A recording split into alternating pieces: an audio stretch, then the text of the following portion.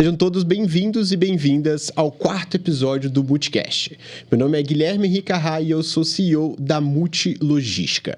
E no episódio de hoje nós vamos conversar sobre como funciona a logística no norte do Brasil, a maior região brasileira, uma das mais ricas em cultura, porém com poucas informações disponíveis sobre como funciona a logística por lá. Lembrando que os episódios do Multicast estão disponíveis no YouTube e no Spotify, então é só você se inscrever aqui se você quiser ficar ligado de tudo que está rolando sobre logística no mercado. O Multicast de hoje tem um toque bem especial por conta do nosso convidado, que é o Raimundo Arrá, também conhecido por muitos dos nossos clientes como o Senhor Raimundo, um dos fundadores da Multi Logística, hoje diretor de precificação na Multi. Foi caminhoneiro por 20 anos e é a nossa enciclopédia ambulante sobre a região norte. E para quem não sabe, é meu pai. Por esse motivo, o episódio de hoje terá um sentido bem mais de descoberta de informações por meio de histórias contadas. Senhor Raimundo, estamos muito felizes de você ter aceitado o convite de hoje, afinal você é a nossa maior referência sobre logística no norte do nosso país. E para a gente já começar a bater esse papo de hoje, seja muito bem-vindo e conta para a gente qual foi a sua história, como que você chegou até aqui hoje. Boa noite a todos. Bom, eu nasci aqui em Belo Horizonte mesmo, no bairro Padre Eustáquio. Logo depois eu mudei para o bairro Frei Eustáquio, que pouquíssimas pessoas conhecem em Belo Horizonte, que fica ao lado do bairro Dom Bosco. Lá eu estudei no Maria de Rezende Costa, uma escola municipal muito boa, excelente. A merenda também era top demais a conta, muito bom. Na rua de lá da casa que eu morava, tinha uma empresa que ela vendia saco de açúcar vazio. Ela comprava e revendia. Aí, final de semanas, quando eu estava de férias, eu tinha 13 anos, aí eu ia lá, pegava lá 50, 60 sacos de açúcar e saía vendendo no bairro Cruzeiro, bairro Anchieta, Santo Antônio. E ganhava um dinheirinho, né? Nessa idade. Aí, com a amizade da minha mãe, ela conseguiu que eu trabalhasse numa loja de atacado e varejo de balas, aqui no centro de Belo Horizonte, na rua Goitacazes, quase esquina ali com o Olegário Maciel. E eu estudava no Colégio Anchieta, que era na Avenida Olegário Maciel, né? Aí o dinheiro que eu recebia, ele era continha para me pagar a escola. Não sobrava dinheiro para comprar os cadernos, não. Livro, nada. Aí minha mãe completava, né? De lá, eu fui trabalhar numa fábrica de linguiça. Fiquei nessa fábrica de linguiça uns 9 meses, por aí. Aí, de lá da fábrica de linguiça, eu fui trabalhar como office boy numa empresa que chama Agropan. Ela é concessionária da CASP, da Companhia Avícola de São Paulo. De lá eu saí, fui trabalhar de trocador de ônibus, trabalhei pouquíssimo, 4, 5 meses de trocador de ônibus, e a Agropan me chamou de volta. E eu já estava com 18 anos, eu passei a ser técnico de montagem.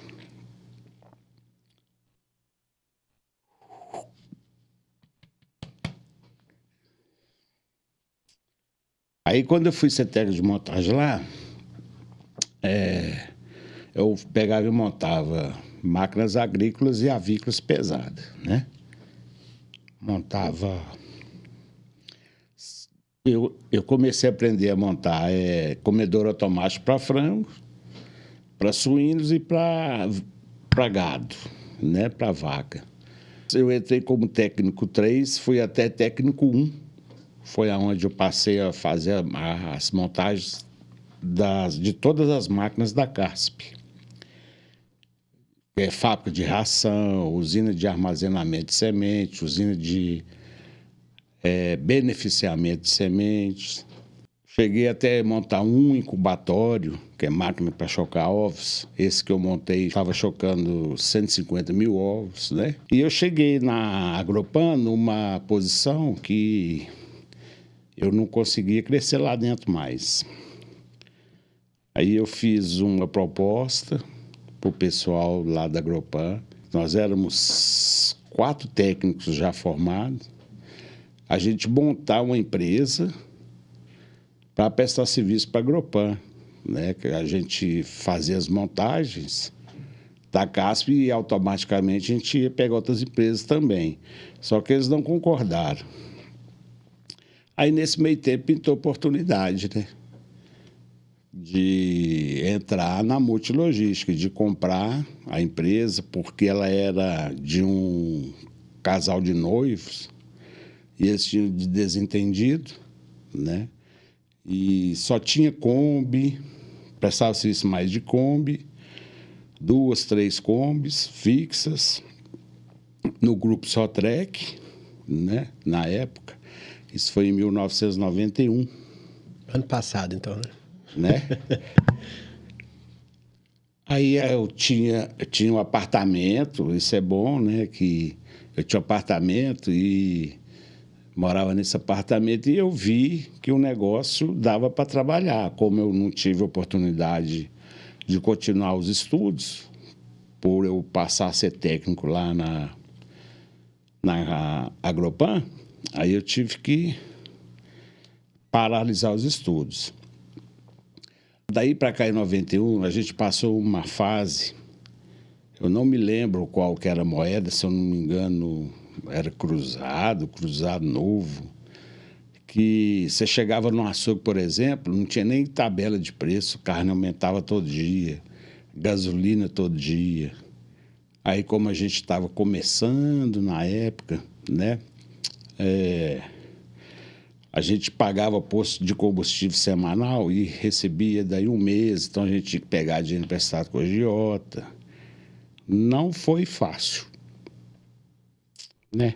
Aí eu vi que dava para continuar, aí eu vendi esse apartamento, a gente vendeu o apartamento e começamos, compramos um caminhão Chevrolet 73, motor de 11. 3 meses, quando comprou o caminhão, o motor fundiu, aí passei ele para motor de 11, 13 e foi dando certo. Fui fazendo os fretes e foi dando certo. A gente foi comprando, né? Eu comprei um Golzinho, deixei na garagem só para juntar o dinheiro, aí tinha o Chevrolet, eu fui e comprei um 11, 13, um caminhão mais moderno, já 82, o caminhão. E tinha uma Kombi também, 82, aí juntei esses carros tudo e comprei um 15, 18, um caminhão mais moderno, 87. Aí foi aonde eu comecei a fazer as viagens mais longas, né? Aí, nesse caminhão, eu fiquei com ele mais de 10 anos, um caminhão muito bom, não dava problema nenhum. Aí foi onde eu comecei a fazer a região norte. Mas antes de eu fazer a região norte, eu entregava peça na Samarco, mineração em Mariana, na Vale do Rio Doce em Itabira, na mina da Cauê, na mina da Conceição, Itabira também. Entregava muitas peças na MBR, Mineração Brasileiras Reunidas, que hoje é Vale, que são as minerações Águas Claras, as principais que eu vou falar. Águas Claras, Mina do Pico e Mutuca. E entregava também na Ferteco. A Ferteco era uma empresa alemã. Aí eu entregava no Córrego do Feijão, aonde teve acidente. Eu entreguei muitas peças ali, do lado do refeitório lá, né? Um acidente muito triste. E entregava também na mina de fábrica, na Ferteco, né? E daí eu passei a ir para a região norte e fui gostando. Foi aonde a gente conquistou mais, a gente comprou mais caminhões, né? Para fazer Belo Horizonte, Belém. E eu fiz lá durante 20 anos, né? E passava Natal fora, tinha um diretor da Sotrec, que ele me pedia para descarregar dia 26 lá numa balsa em Belém. Isso foi uns 4 a 6 anos seguidos. Dia 26 de dezembro, preciso de você lá. Aí estava tudo arrumadinho, o Natal, aí eu tinha que largar e ir, né? Então é isso. Hoje já tem um tempinho que eu parei de estrada e hoje eu trabalho na precificação da empresa, lá na Multi, né? O escritório aqui, na Savassi, em Belo Horizonte.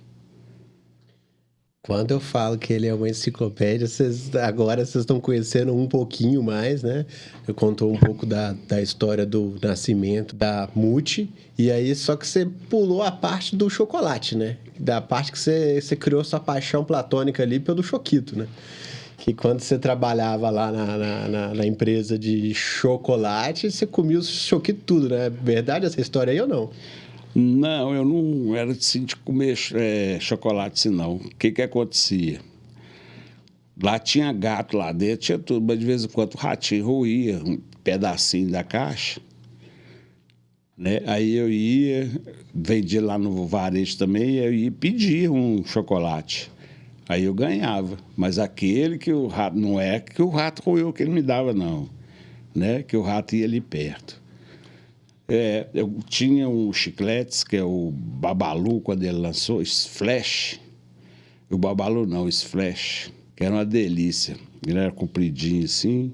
Era assim, eu comia um chocolatezinho uma vez por semana. Nunca fui de muito chocolate, não. Isso é o que você fala na frente das câmeras, né? Porque as caixas de Choquito que eu lembro na minha infância não me deixa esquecer, né? Eu levava para casa, sim, Choquito, né? Realmente, Choquito eu até que cheguei a comer mais mesmo. Mas brincadeiras à parte, Raimundo, Certo. essa história da Kombi foi bem emblemática, né? Porque eu lembro quando eu era criança ainda, vocês viajavam, porque era você e a Mara, né? E aí vocês viajavam na Kombi, né? A Kombi ali não tinha nenhuma infraestrutura, não era uma Kombi, a Kombi top de linha, né? Era uma Kombi sambada ali, né?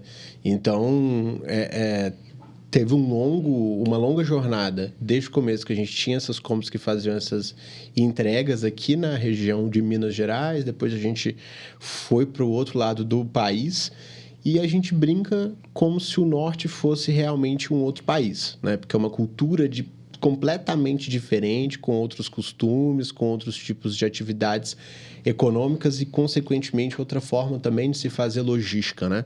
A gente que está muito aqui no Sudeste, Minas, São Paulo, Espírito Santo, até o pessoal do Sul, não tem a menor noção que é praticamente um outro país. E aí, antes da gente começar a falar sobre logística, a minha primeira pergunta para você é focado nessa questão cultural mesmo, assim, né? Por ser uma região muito rica em cultura e diversidade para o Brasil, qual que foi a experiência que mais te marcou nesses 20 anos de estrada? Falar em cultura do Pará, não tem jeito de você falar em égua, né? Porque todas as pessoas lá, principalmente os homens, na hora que vê uma coisa errada, vê a gente fala uai, aí eles, égua. Então, égua é cultura muito do Pará mesmo. O carimbó, que é muito lindo, né? As mulheres dançam com o vestido mais coloridão, muito bonita a dança do carimbó. Temos também o brega do Pará, que eu acredito que seja lançado aí no mínimo umas 30 músicas por semana, né? Que é muito forte lá, mas nem chega aqui, né? Aqui, a gente fala que aqui em Belo Horizonte é a capital do boteco. Lá no Pará, lá é a capital das máquinas de açaí, né? Que toda esquina que você vai tem uma maquininha que processa o açaí, né? Essa é a comida mais típica do Pará. Aí nós temos o artesanato também, de peças de barro. É o Marajoara, né? Isso, indígena, cultura indígena, né? E você consegue comprar desde um copinho pequenininho feito de barro até um kit para feijoada. Esse kit para feijoada, por exemplo, ele é tão grande que é 2 pessoas para carregar. Vem 2 modelos de prato, é maravilhoso, é muito bonito, né? Até o folclore também, cultura bem bacana de lá. E a padroeira de Belém, chega a ser até 15 dias de festa. Então, eu adaptei muito com a cultura de lá do Pará, eu gosto muito, né? Inclusive já fui em shows, já fui em sítio de amigo lá em Belém, que teve o carimbó, foi festa sábado e domingo, sabe? Então, muito bacana a cultura de lá. Como que chama a festa deles que você acabou de falar agora, que é a que dura durante muito tempo, que é até maior que o Natal, é Círio de Nazaré. Círio de Nazaré, isso mesmo. Fica lotada a cidade. Eu já fiz uma visita comercial lá no Pará uma vez, que a gente foi embora uma semana antes. Não tinha espaço no hotel para ninguém, nada, porque a cidade fica realmente lotada. O pessoal todo sai do interior e vai para a cidade, né? Inclusive o hotel até dobra ou triplica de preço. Eu lembro dessa parte também. Eu nunca tive a oportunidade de participar, né, dessa festa do Círio de Nazaré, mas já vi imagens, eu chegava lá depois da festa, ou eu chegava lá, tava tendo a festa, mas eu tinha que descarregar e carregar o caminhão e vir embora, não podia ficar lá, porque tinha que seguir, né? Mas pelo que eu já vi televisão e conversas mesmo com amigos de lá de Belém, é muito chique a festa, né? Eles são muito devotos mesmo, né, dessa festa. Você começou a falar sobre o Pará, e aí, até para a gente compreender, assim, né, o povo paraense, o que chamou mais a sua atenção nas pessoas de lá? Você falou da cultura, mas e as pessoas? As pessoas de lá não é 10, não. São 1000.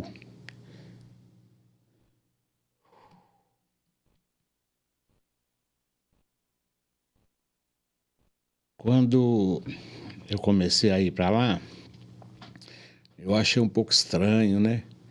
O jeito paraense. E como eu não tinha costume de ir, eu suava, meu corpo dava um cheiro meio diferente, porque lá é uma cidade que tem muita água, então o clima de lá, além de ser bem quente, né? Na sombra você soa. 8 horas da noite, 9 horas da noite, você soa. Lá não tem o costume de banho quente, né? Não tem, só, mas é banho frio mesmo.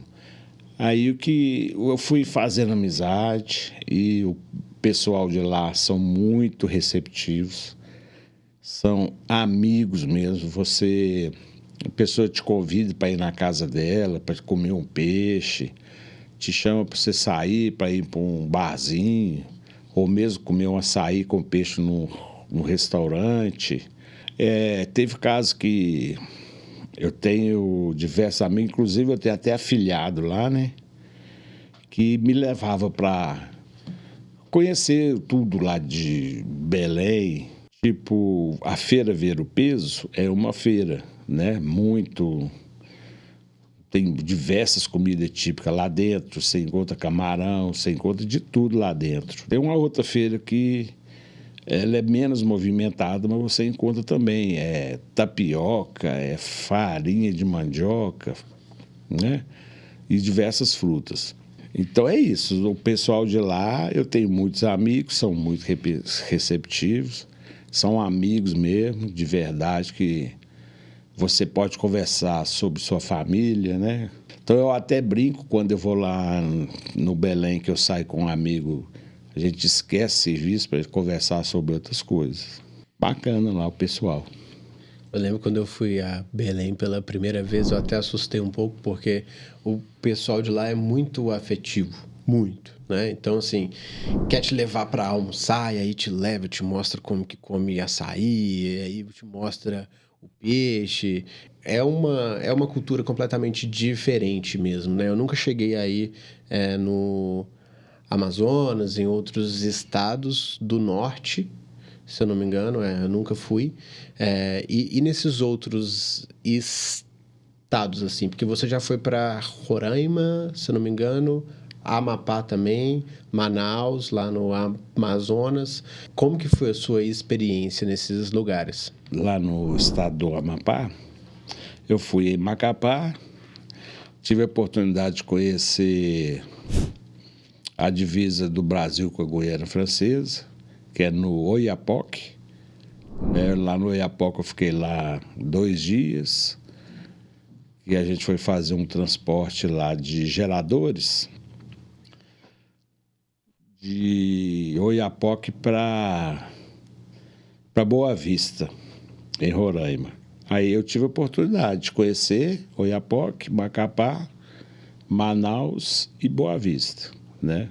O transporte é bem assim mais fluvial do que rodoviário, né? Tanto que a gente teve que esperar. Não tinha balsa direto de Macapá para Manaus, aí teve que ir a balsa ir até Belém para depois seguir para Manaus. Então a balsa, em vez dela ir reta, ela fez tipo um triângulo. Foi aonde atrasou a nossa missão lá, uns 10 dias. Mas deu tudo certinho, a gente conseguiu fazer. O que eu achei assim diferente, que quando você vai de Manaus para Boa Vista, tem uma tribo indígena, né, que a estrada pegou essa tribo indígena, e tem uma corrente na estrada. E essa corrente é fechada de 6 horas da tarde até 6 horas da manhã, porque eles têm que caçar. Você chegou lá, 6:01, você já não passa mais, está fechado. Você fica esperando lá na estrada até o outro dia. Ou você fica esperando na estrada, você volta um pouco num posto de combustível. Geralmente, quem já conhece já para no posto e aguarda, né? Uhum. O transporte lá é bem cruel. E já puxando essa linha do transporte, que a gente vai falar bastante hoje ainda, mas antes disso eu queria te fazer a última pergunta relacionada a essa questão cultural, né? Certo. E já puxando um pouco para o lado da logística também. A gente sabe que as condições das rodovias, né, no estado do Pará e também nos outros estados do norte são muito precárias, né? Então, Sim. o nível de complexidade da logística é muito maior do que aqui no Sudeste, né? O que te motivou a continuar insistindo em dirigir para o norte do nosso país? Porque eu lembro até que Parauapebas, você foi também quando está fundando a cidade de Parauapebas, não foi isso? Sim, foi. A Samarco comprou aqui, na época, 2 tratores de esteira D11. Samarco não, a mina da Cauê. E aqui em Minas Gerais não tinha a máquina que girava pino e bucha dessa esteira. Como eram 2 máquinas, eu tive que levar as correntes da esteira lá na Serra dos Carajás. Foi onde eu fui lá a primeira vez. Tive que levar lá para girar o pino e bucha. Só que o frete eu tinha que ir aguardar, ficar pronto e voltar. Eu tive a oportunidade de ficar lá uma semana. Aí eu fiquei na cidade de Parauapebas. Foi bem no início da Vale mesmo, né? E lá eu tive a oportunidade de conhecer o Bar Peixão. E esse senhor, ele era daqui de Minas, da região ali do Triângulo, lá de Frutal. E ele mesmo pescava os peixes e fazia lá no bar dele. Tinha um piau maravilhoso. Então eu acostumei, toda vez que eu ia lá para Parauapebas, se eu não fosse nesse bar, dava uma sensação que eu não tinha ido lá para comer o peixe, né? E fiz muitas amizades lá com gerência da Sotrec, inclusive até com soldador de esteira. Então eu chegava lá, eu era muito receptivo, não dava vontade nem de vir embora. Mas como o caminhoneiro tem que rodar, né? Mas as estradas péssimas, só buraco. Você andava com o caminhão entre Redenção e Xinguara e Eldorado dos Carajás. Você andava o dia inteiro primeiro com o pé na embreagem para passar. Você entrava nos buracos maiores para seguir viagem. Lá em Belém tem uma avenida que chama Avenida Bernardo Sayão. Bernardo Sayão foi o engenheiro principal que fez a Belém Brasília, que administrou a Belém Brasília do Estreito, no Maranhão, até dentro de Belém. É uma estrada que na época era muito complexa de ser feita, devido às chuvas, né? Muita chuva forte. A chuva de lá parece que é diferenciada aqui por causa do clima. Então, à noite, por exemplo, você tem que andar com muito cuidado mesmo, porque você se enxerga pouquíssimo, né? Voltando ao assunto dessa Avenida Bernardo Sayão, ela fica lá na cidade velha de Belém. Aí, como ele foi o engenheiro principal, eles homenagearam ele com essa avenida. É uma avenida bem curtinha, né? Está ali perto da feira Ver o Peso, tal. Cheguei a rodar bastante, né, na Transbrasiliana, né, que é uma estrada que o pessoal fala transamazônica. A Transamazônica, para quem não conhece, ela nasce em Cabeledo, na Paraíba. E ela corta o estado do norte todo, porque a intenção era ligar o Nordeste, né, com Peru, né, com aquela região ali, Equador e Peru. A intenção é essa. Só que essa estrada, ela, se eu não me engano, foi o Médici que começou a fazer ela. E como lá chove 6 meses e fica 6 meses sem chover, e o governo também não colaborou, ainda tem muita estrada de terra. Para você ter ideia, essa estrada ela tem 8.000 quilômetros para chegar lá no Equador e no Peru. Então tem lugar que nem existe mais estrada, né? O trecho que eu mais conheço é do Estreito, né, que ela nasce ali perto de Dacinópolis, ela passa ali perto de Dacinópolis, até no 30, que é uma cidadezinha que tem chegando entre Santarém e Itaituba. Ela corta ali a BR-163, né? Ponte, quando eu andava lá, era tudo torta as pontes. E de madeira, né? E de madeira. Você sabia que você ia entrar, mas você não tinha certeza que você ia sair dela, não. Inclusive, recentemente, né, saiu um vídeo aí de um caminhão também. Eu não sei em qual estrada foi, mas que ele estava no meio de uma ponte de madeira e aí a ponte desabou. A sorte é que o motorista sobreviveu, né? A gente não pode dizer a mesma coisa do caminhão. Né? Eu nunca trouxe madeira do Pará, porque no meu jeito de pensar, era um transporte que não era para mim. Por que eu ia trazer madeira? Por causa das florestas e tudo, eu nunca trouxe madeira. Tanto primeira vez que eu fui tentar carregar madeira, juntou que eu já não queria trazer com eu ter que pagar o imposto primeiro para me receber cá, aonde eu ia descarregar. Aí eu pensei, peraí, é legal ou é ilegal? Quer dizer que se eu pagar o imposto e a madeira foi legal, eu já saio perdendo? Então, aí eu pedi para tirar, tinha colocado só uns 8 pedaços de madeira lá, eu pedi para tirar e nunca mais eu mexi, nunca transportei madeira de lá para cá. Eu transportava sempre peças, né? Às vezes não tinha carga, eu via vazia até Goiânia, aí Goiânia, por aqui que pareça, eu pegava o frete de Goiânia, quase o mesmo preço do que de Belém até Belo Horizonte. Para mim era melhor porque eu gastava menos o caminhão, né? E teve uma vez, eu pensei, eu não vou voltar vazio, não. Eu vou comprar coco e vender em Belo Horizonte. Aí eu entrei para uma cidade que tem perto de Mãe do Rio, São Miguel do Guamá. Aí eu entrei para uma cidade chamada Capitão Poço. Esse Capitão Poço tem um lugarzinho que chama 14, porque naquele tempo atrás que eu rodava, a gente marcava os lugares por posto de combustível.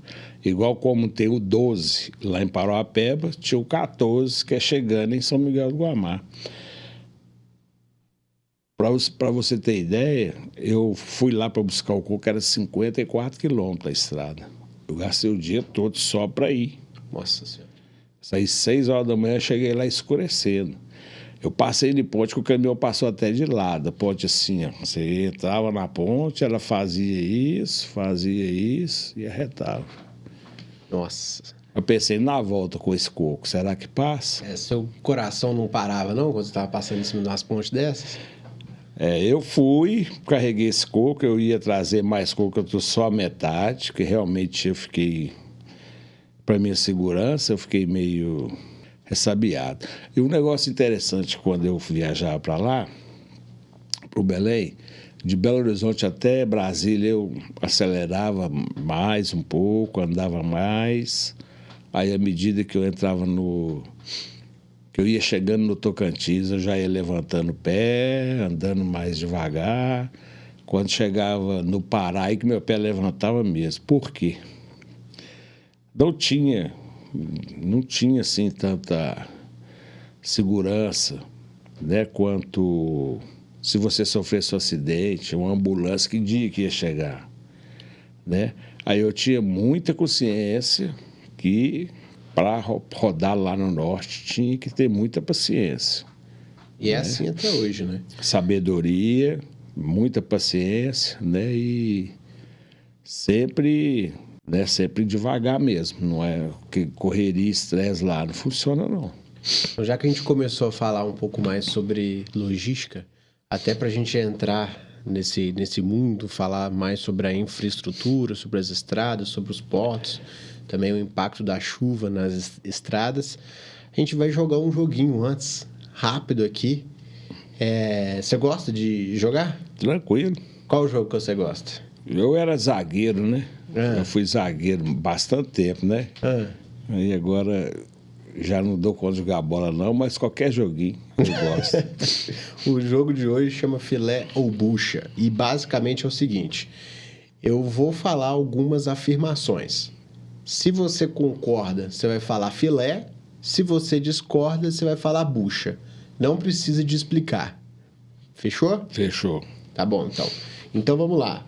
Antes da gente fazer esse jogo, se você não está inscrito aqui no nosso canal do YouTube ou do Spotify, lembre-se de se inscrever. E também dá uma olhada na nossa newsletter, que ela é sensacional. Todo mês a gente envia as notícias mais importantes que estão rolando no mundo da logística para você. É de graça, então assina aqui que eu garanto que você não vai se arrepender. Afinal, sua satisfação ou seu dinheiro de volta? Vamos lá. Bora. Primeira afirmação: transportar para o norte é a mesma coisa que transportar para qualquer outro lugar do Brasil. Filé. Filé é a mesma coisa? Filé. Ok. A grande questão da dificuldade do mapeamento da região norte é por conta da imensa área da floresta amazônica. Filé. O frete rodofluvial é a única opção de transporte na região norte. Bucha. Aí, antes da gente ir para a próxima, por que é a mesma coisa de levar para o norte do que levar para fazer um transporte de Minas para São Paulo, por exemplo? Para quem tem bastante consciência, responsabilidade e é tranquilo, é a mesma coisa. Mas é a condição das estradas, a distância, a falta de conexão? A condição da estrada, a falta de diversas situações, acaba que fica empatado, porque lá você tem amizade, lá você conquista amizade. E um trecho igual... Não digo que um trecho Belo Horizonte, São Paulo, você não vai conquistar amizade, mas é mais complicado. Então você acaba tratando da mesma maneira, né? Apesar das condições, chuva, né? Eu já dei sorte porque eu parei para dormir em Paraíso do Tocantins. Eu lembro como se fosse hoje, dia 30 para o dia 31 de dezembro. Aí eu acordei 5 horas da manhã, fui tomar um café, tinha uma viatura da polícia. E eu, do nada, perguntei como é que tá o trecho daqui para Rio dos Bois. Ele falou, não, você vai ter que voltar, passar por Palmas, atravessar a balsa para Miracema, porque a estrada dessa noite, ela abriu. Por causa da chuva? Por causa da chuva. Quando abriu, desceu um caminhão carregado de boi, desceu uns 3 carros pequenos que caiu lá dentro. Imagina se eu não tivesse parado. Talvez eu estava no meio. Sim. Entendeu? Sim. Eu lembro uma vez que a gente fez BH, São Paulo. De São Paulo a gente subiu até Belém. Foi de F350, se eu não me engano. Foi uma viagem bem longa. A gente está falando de quantos 1.000 quilômetros? Quase 4.000? Vai dar, só para ir, vai dar uns 3.400.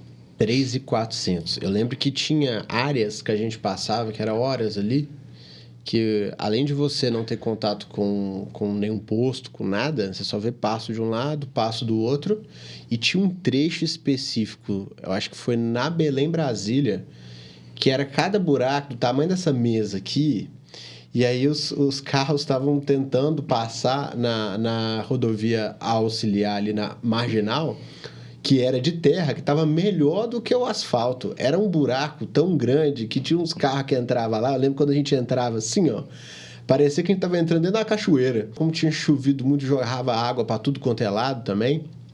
Então, quando a gente fala que as condições das estradas no Pará não é brincadeira, a gente não está fazendo... a gente não está puxando sardinha, né? Porque realmente ali... Vamos lembrar que a 163, até poucos anos atrás, até hoje não é 100% asfaltada, né? Mas Sim. Até uns anos atrás era bem pior do que era hoje, né? Muito pior. Até hoje mesmo, para você seguir de Altamira, passando em Uruará, se chover bastante não passa. Forma diversos atoleiros. Aí tem pessoa que é dono de máquina que fica lá cobrando para puxar. Caminhão, veículo, ônibus. Quando chove muito lá, quando é época de chuva lá no Pará, são pouquíssimas estradas que rodam, né? Mas aquilo que eu falei, é bem complexo, sim, é muito buraco, bastante confusão, mas em compensação você dá vontade de você ir, porque você sabe que você vai chegar lá, você vai ser receptivo, você tem amizade. Foi isso que me motivou para eu ficar, né? Apesar de eu sempre falar, eu nunca gostei de dirigir caminhão. Eu fui obrigado, entre aspas, não fui obrigado, mas eu nunca gostei de dirigir caminhão e dirigi 20 anos. Graças a Deus, nunca... Estou vivo, nunca bati caminhão, nunca acidentei, mas pelo motivo que eu falei, quanto mais distante eu ia ficando, mais o pezinho ia levantando, eu andava mais devagar, tranquilo. Agora, entrar mais profundo aqui nas questões de logística e de clima, eu trouxe uma curiosidade que é bem legal aqui, eu não sei se o senhor sabe disso, mas o Norte tem a menor quantidade de roubos de carga do Brasil, com 1,5% dos roubos que acontecem no país inteiro. E aí a gente lembrou de um ditado popular, que eu não sei se você conhece também, que é pior do que roubar é não conseguir carregar, né? Que é uma brincadeira que a gente faz, porque somado com isso, o Norte também tem uma das piores estradas do país, né? Mais de 80% das rodovias ali, de acordo com a CNT, tem condições regulares para péssimas, fora as rodovias que nem são pavimentadas, né? Que lá você tem uma grande concentração de rodovia que não é pavimentada. E aí, na sua opinião, assim, por que as rodovias no norte em si, né? Você falou da Belém-Brasília, depois você falou também da Transamazônica, tem ali o percurso ali de alguns quilômetros até Uruará. Por que a condição das estradas é tão ruim? Bom, primeiramente o seguinte, né? o buraco ele nasce sempre no mesmo lugar. Você pode asfaltar uma estrada, se ela começar a nascer buraco ali vai nascer buraco sempre, né? Eu já tive estrada que eu passei lá, a estrada que liga Colmeia, no Tocantins, e sai lá em Eldorado dos Carajás, por exemplo, eu já vi ela sendo asfaltada umas 5, 6 vezes. Só que a engenharia passa um asfaltozinho desse tamanhozinho, aonde nasce o buraco, eles não afundam, coloca pedra. Então é isso, não adianta, vai asfaltando de maneira que daqui 3 anos outro faz, daqui 2 anos outro faz, porque lá é uma área, essa estrada que eu estou falando, é uma área que tem escoamento de soja, milho, né? Que sai ali de perto de Redenção, sai do Mato Grosso, passa em Redenção e vai para Barcarena, para o posto de Barcarena. Então é isso, as estradas lá, eles fazem asfalto, porque ela é muito... Como é um estado que tem muita água, tem muito brejo, né? Então teria que ter feito da maneira correta, eles não fazem. E por falar nisso, de acordo com a própria CNT, que é a Companhia Nacional de Transporte, precisaria de 233 bilhões de reais em investimento de infraestrutura para o norte. Aí a gente não só está falando, né, das rodovias, mas a gente está falando também de portos, aeroportos, né? E aí já até puxando um pouco dessa linha, né? Lá você tem uma distribuição muito grande fluvial, como o senhor mesmo disse no começo da nossa conversa. Sim. Né? E aí, assim, até para o pessoal que está aqui no Sudeste, nunca teve a oportunidade de ir lá no Pará para conhecer. Como é que funciona o transporte fluvial, né? Como é que funcionam esses portos? Qual que é a infraestrutura desses portos? É o seguinte, eu vou terminar com a pergunta de antes, que é pouquíssimo roubo mesmo, realmente.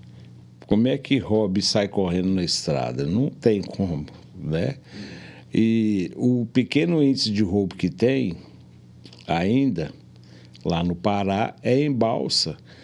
Os piratas, né? Eles roubam bebida, roubam gás e alguma comida, porque lá também é uma região muito pobre, né? Agora, o fluvial, lá no Pará, tem as balsas, que tem os portos bem montados, com bastante estrutura. O caminhoneiro chega, ele é bem recebido, né? Tanto a balsa que vai Belém-Macapá, que é 3, 4 dias, o caminhoneiro é bem recebido e tudo. Tem a balsa que vai, são diversas que vão, né? Belém para Manaus, né? Que tem estrutura para o caminhoneiro, almoço, né? O caminhoneiro tem que dormir dentro do caminhão mesmo, não tem hotel nem nada. Alguma balsa tem o apartamento que você aluga, né? Você quer dormir, algumas. E é isso.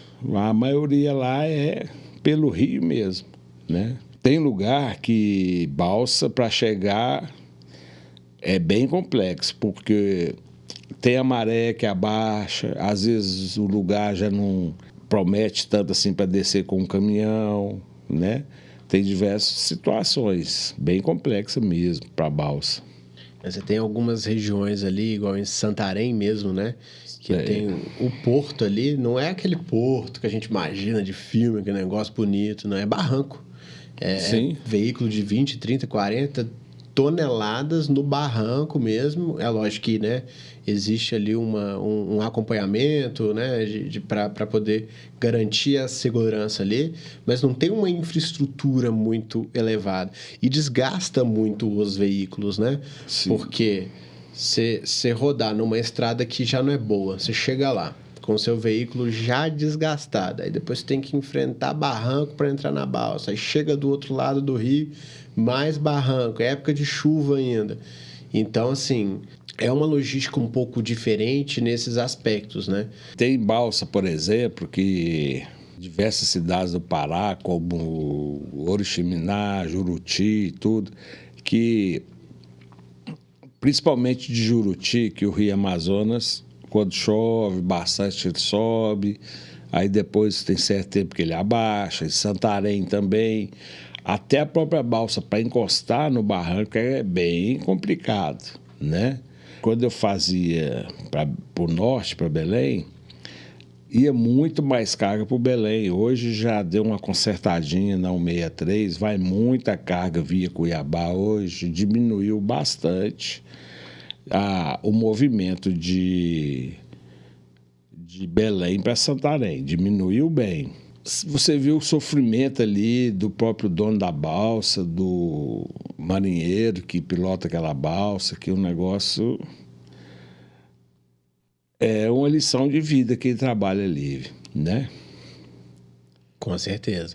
E aí até você falando sobre Santarém, né, que antigamente ia praticamente tudo para Belém, de lá você tinha distribuição ali, né, ia para as outras cidades ali, outros estados do norte também, e de uns 10 anos para cá, Santarém ganhou um destaque muito grande, né? Como também esse local de distribuição. Ali também passa muito escoamento de soja que vem do Mato Grosso, subindo o rio também, né?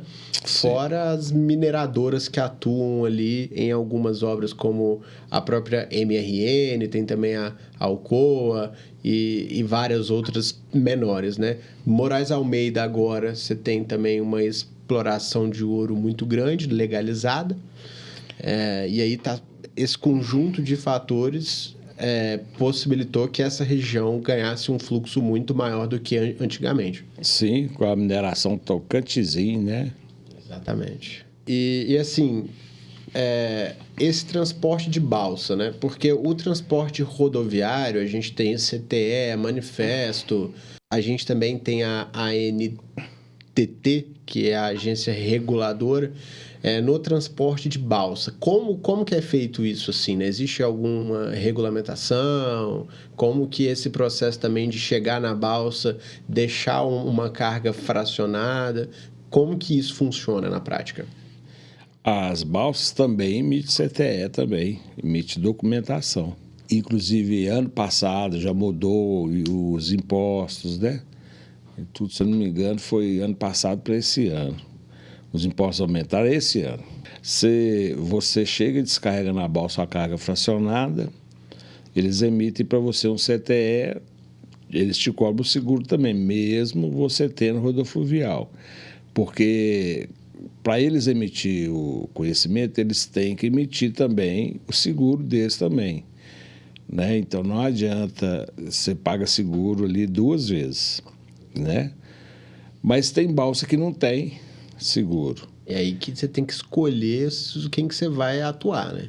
Mas tem região, por exemplo, que não tem seguro, você tem que ter o rodofluvial. Lá não vai ter escolha, você não vai conseguir não, né?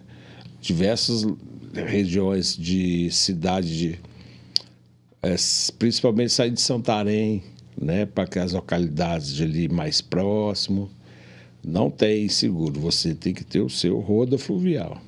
Isso mostra, assim, quando você vai atuar nessas localidades, você precisa de fazer um estudo bem aprofundado e compreender isso, porque se uma mercadoria que você está levando, seja para uma obra, seja para uma mineração, independente do negócio e do mercado que você atua, dá algum problema, cai no rio, você vai perder ela inteira. E isso é muito importante também, né? E essa questão da balsa, o que difere muito a logística aqui no Sudeste com a logística no Norte, para mim, é o elemento balsa. Por quê? Primeiro, comunicação com a balsa. Depois que a balsa foi para o rio, é muito difícil você conseguir conversar com qualquer pessoa que está na balsa. Que ela vai ficar ali horas, às vezes dias, fazendo aquela rota ali. Então, assim, existe todo um processo de segurança até se a balsa estragar no meio do rio, o que ela vai fazer. Então, quando você contrata balsas menores, você corre o risco da balsa estragar lá no meio do rio. Ela vai seguir conforme o curso do rio para poder chegar em algum lugar, né? Mas essa questão da balsa, muita gente acha que balsa tem igual caminhão.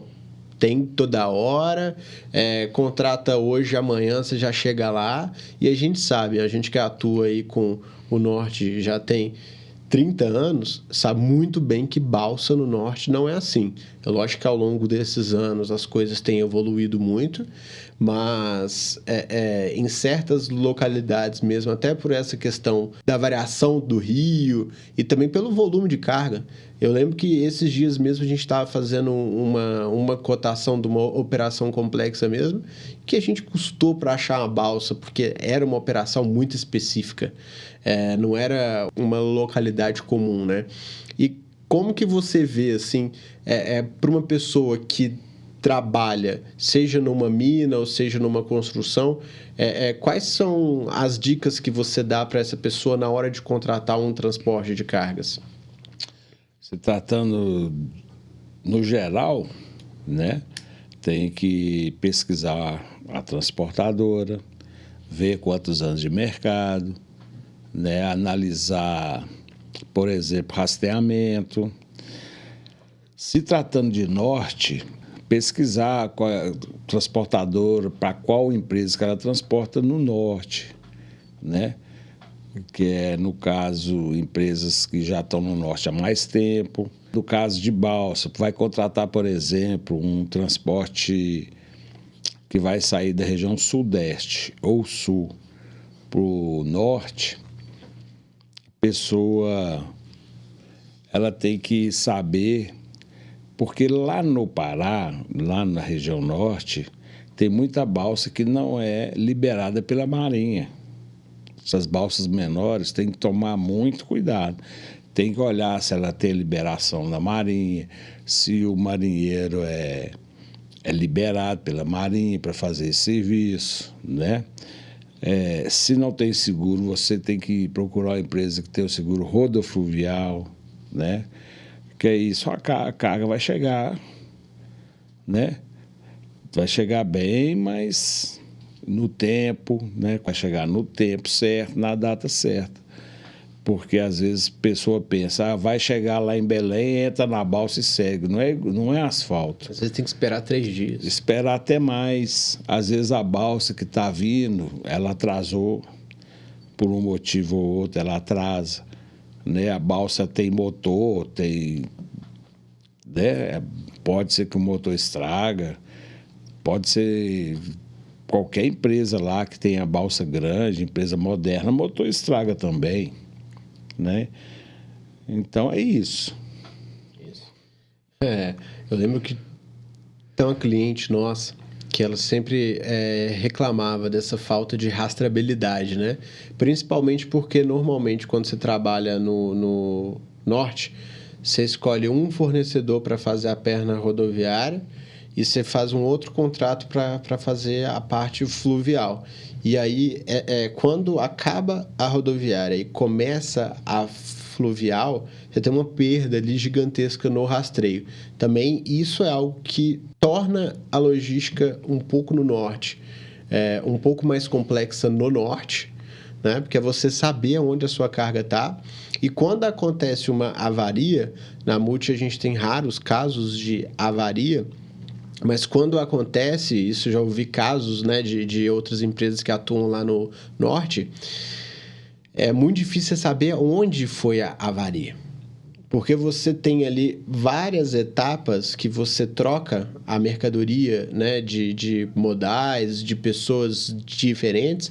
Então, se você não tem um parceiro ali que vai fazer esse acompanhamento, que vai fazer todo o processo necessário para garantir que a carga chega, e quando chega, te falar onde essa avaria aconteceu, se responsabilizar, você passa aperto. Tem que contratar uma empresa bem experiente, que roda lá no Norte, né? A gente tem o sistema da gente que é bem moderno. Os parceiros nossos hoje já têm rastreador até na balsa, tem comunicação, né? Então tem que ser por essa linha. E o fluxo de carga, né? Muita gente gosta de usar o argumento do frete retorno para poder abaixar o preço do frete. E aí, como o Sudeste você tem a maior concentração de produção industrial, é muito comum frete daqui para lá, né, levando muitas mercadorias, equipamentos. E aí, para voltar, é um pouco difícil, né? O que o caminhoneiro, para onde ele vai para conseguir uma carga retorno? Isso é o seguinte, isso é uma ilusão.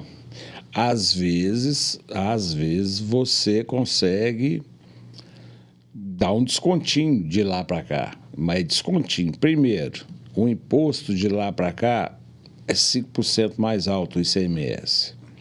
Segundo, o mesmo posto que é para ir é o mesmo posto de combustível para voltar. O posto de combustível da volta, ele não é mais barato do que quando vai daqui para lá, né? Então, desde quando eu comecei lá, isso é retorno, vai fazer mais barato? Sim, dava um descontinho para a pessoa ficar satisfeita. A pessoa tinha arrumado carga para me ir, mas sempre eu conversava, explicava a mesma coisa. O diesel na volta não é mais barato, ele é o mesmo preço, a estrada é a mesma.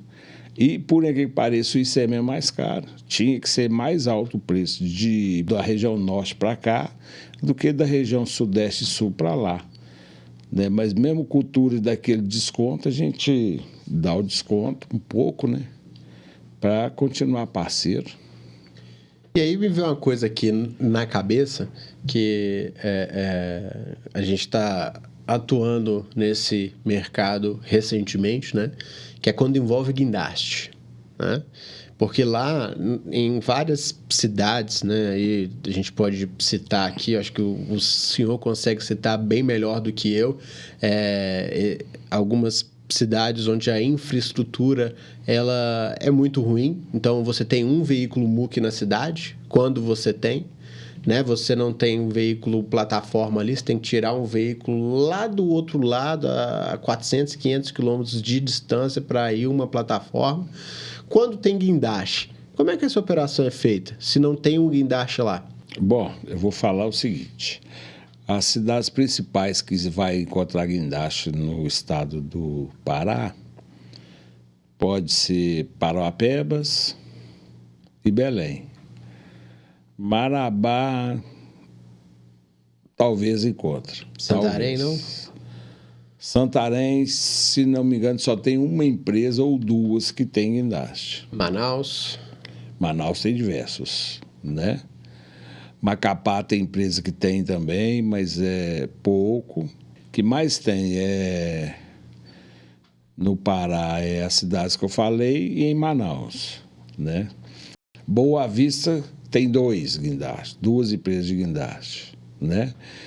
Então, quando você vai, por exemplo, fazer no interior do Pará, você tem que locomover esse guindaste, ou vai via balsa ou vai via rodoviário, né?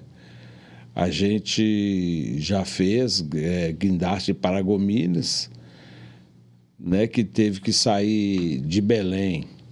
Teve máquina que foi montada para o grupo Sotrec, que o guindaste teve que sair de São Paulo, porque na região não tinha. Lá no Maranhão tem a Açailândia, mas geralmente quando vai cortar é muito caro, né? Então, guindastes, quando é mais pesado, geralmente vai de São Paulo mesmo. Mas aí sai guindaste lá de São Paulo para fazer a operação? Sai o guindaste de São Paulo para fazer a operação. Quando é acima de quantos mil quilos? Quando é guindaste acima de 150 toneladas. Então, até 150 você tem lá perto, mais do que isso tem que levar. Tem nessas cidades que eu falei, mais do que isso aí tem que ser de São Paulo. Tem que ser uma montagem, uma desmontagem que compensa a mobilização e desmobilização do guindaste, né? Porque lá a estrutura para guindaste tem até 150 toneladas. Acima é complicado. E o pessoal que está aí escutando a gente deve estar assim, uai, mas 150 toneladas é muita coisa, já carrega quase tudo. O que você pode dar de exemplo que foge aí esse limite de peso, assim, maior do que 150 tom? Eu vou dar um exemplo, o D11, por exemplo, um guindaste de 150 toneladas não monta. Algumas peças dele tem que ser um pouco maior. A gente, quando contrata guindaste, quando a gente vai precificar guindastes, né, a gente faz o estudo técnico, qual guindaste que vai precisar, para quantas toneladas, qual o lance que esse guindaste vai trabalhar, a lança dele vai quantos metros que precisa para trabalhar. Aí tem o plano de rig também. Aí tem o plano de ringue, que a gente, né, faz o plano de ringue. Pode ser de geradores, né, transporte de geradores, transporte de motores, transporte de esteira, de truque, de D11, ou mesmo de caçamba, lâmina de trator, né? Que a lâmina de trator, por exemplo, ela é bem pesada, né? 14, 15 toneladas por aí.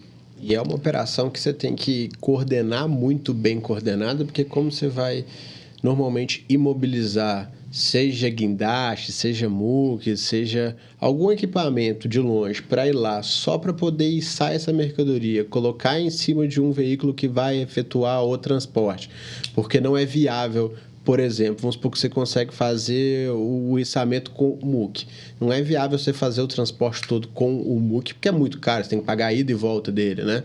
Então, é uma operação que, se você não tiver um controle de tempo muito bem feito, você pode ter um prejuízo grande. Porque os veículos vão lá, faz a operação, não consegue fazer, vai ter que ficar mais um dia, e a balsa também fica lá parada, esperando a volta. Então, tudo isso vai onerando as operações ali nessas regiões um pouco mais complexas, né? Sim, tem que ser bem seguro, né? Tanto para o guindaste, para a carreta, como o plano de ringue, segurança em primeiro lugar, né? Então a gente faz esse projeto todo. Então é isso, Raimundo. Gostaria de agradecer a sua presença aqui. Esse foi o 4º episódio de Multicast, como funciona a logística do Norte. Se você gostou, não se esqueça de se inscrever aqui também no nosso canal do YouTube e no Spotify. Todo mês a gente lança um episódio trazendo os assuntos mais relevantes e importantes para o mercado de logística. Muito obrigado, sou Raimundo. Acho que a gente conseguiu compartilhar muito conhecimento sobre o Norte aqui, e para poder finalizar, o que no Norte você sente mais falta que não tem aqui no Sudeste? Uma coisa simples. Essa foi boa, hein? Eu morar lá. E com essa eu agradeço a sua participação aqui. Muito obrigado. Até a próxima. Um abraço e tchau. Muito obrigado. Eu agradeço a oportunidade também. É muito bom, né, passar experiência para pessoas que estão começando, né? E obrigado mesmo. Tchau.